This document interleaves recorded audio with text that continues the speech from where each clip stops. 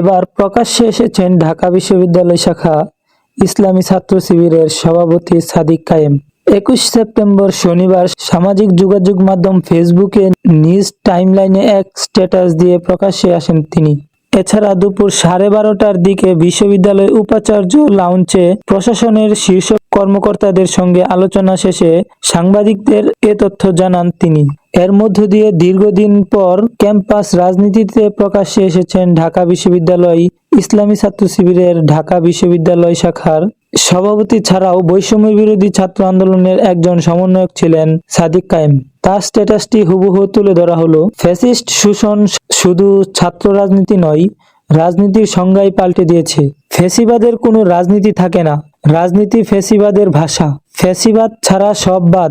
Ism ও রাজনীতি ফ্যাসিবাদে অনুপস্থিত থাকে। ফ্যাসিবাদে কোনো রাজনীতিই নাই, শুধু ফ্যাসিবাদই আছে। টেন্ডারবাজি, গুম খুন, ক্রসফায়ার, ফাঁসি, ধর্ষণ, রাহাজানি, দুর্নীতি এসব রাজনীতি না, এগুলো ফ্যাসিবাদ। আওয়ামী ফ্যাসিবাদের গত 16 বছরের ভয়ঙ্কর দিনগুলো কিংবা তারও পূর্বের অনাকাঙ্ক্ষিত ঘটনাগুলো রাজনীতির প্রতি তীব্র ঘৃণা সৃষ্টি করেছিল তরুণ প্রজন্মের মধ্যে। কিন্তু 24-এর ছাত্র জনতার অভ্যুত্থান সব ভুল ভেঙে দিয়েছে। রাজনীতি সম্পর্কে তৈরি হয়েছে নতুন সচেতনতা। দেয়ালে দেয়ালে লেখা হচ্ছে এখানে রাজনৈতিক আলাপ জরুরি। আমরা জানি এই স্বাধীনতার জন্য শহীদ হয়েছে রাজনৈতিক দল সংশ্লিষ্ট এবং দলের আওতামুক্ত রাজনীতি সচেতন ছাত্র জনতা। ফ্যাসিবাদের পতন ঘটানোর চেয়ে বড় রাজনীতি আর কোনো রাজনীতিই না। আমরা চাই সেই রাজনীতির আদর্শে ছাত্র রাজনীতির ব্যাপক ইতিবাচক সংস্কার হবে।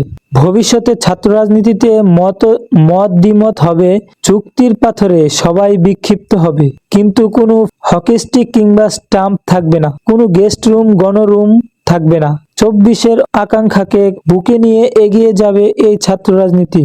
মধুতে ভিন্নমতের কেউ চা খেলে অপর পক্ষের কেউ তেড়ে আসবে না। একাডেমিক পরিবেশে কোনো বিঘ্ন ঘটবে না। বিশ্ববিদ্যালয়ে থাকবে ছাত্র সংসদ ভিত্তিক ছাত্র রাজনীতি।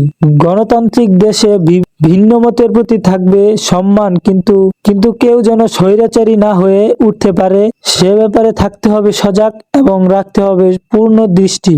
এই রাজনৈতিক সংস্কারে অবশ্যই 24-এর শহীদের আশা আকাঙ্ক্ষার প্রতিফলন থাকতে হবে। তা না হলে ভেস্তে যাবে আমাদের এই স্বাধীনতা। আমরা চাই ছাত্র রাজনীতির সংস্কার গবেষণা পলিসি ডায়ালগের মধ্য দিয়ে তা বাস্তবায়িত হোক। এ লক্ষ্যে সবাইকে এগিয়ে আসার আহ্বান জানাচ্ছি। নিত্য নতুন সকল আপডেট পাওয়ার জন্য আমাদের চ্যানেলটি সাবস্ক্রাইব করে পাশেই থাকবেন। ধন্যবাদ সকলকে।